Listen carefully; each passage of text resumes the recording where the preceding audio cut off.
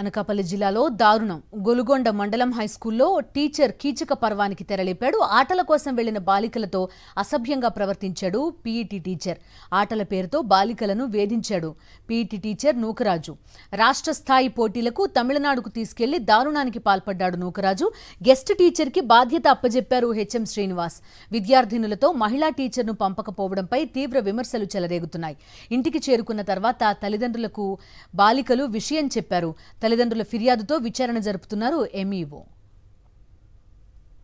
పూర్తి డీటెయిల్స్ అందిస్తారు మా కరెస్పాండెంట్ నాయుడు. చెప్పండి, విద్యార్థినుల్ని వేరే రాష్ట్రానికి కానీ వేరే చోటికి పంపిస్తున్నప్పుడు మహిళా టీచర్ని ఇచ్చి పంపించడం అనేది కనీస బాధ్యత. అది ఎలా నిర్లక్ష్యం చేశారనేది ఒక ప్రశ్న అయితే, పీఈటీ వ్యవహారం మరొక అంశం. అనకాపల్లి జిల్లా గొలుగొండ మండలం హై స్కూల్లో దారుణమైన సంఘటన వెలుగు చూసింది. ఆటల కోసం వేరే రాష్ట్రానికి తీసుకెళ్లిన విద్యార్థులతో ఉపాధ్యాయుడు పీఈటీ టీచర్ అసభ్యంగా ప్రవర్తించారు. వీరిని ఆటల కోసం అని చెప్పి వారిని వేరే రాష్ట్రానికి తీసుకెళ్లారు. ఆ సమయంలో వారితోని అతి సభ్యంగా ప్రవర్తించడంతో ఇంటికి వచ్చిన తర్వాత విద్యార్థులు తమ తల్లిదండ్రులకి తెలియడంతో ఈ సంఘటన వెలుగు చూసింది.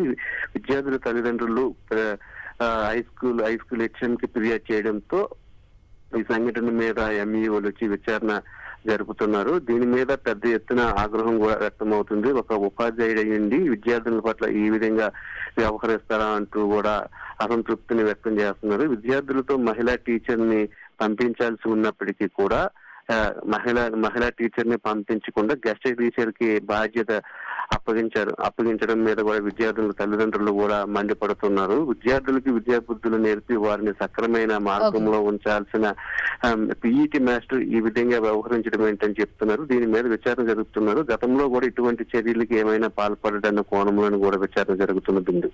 Okay Swami Naidu, thank you.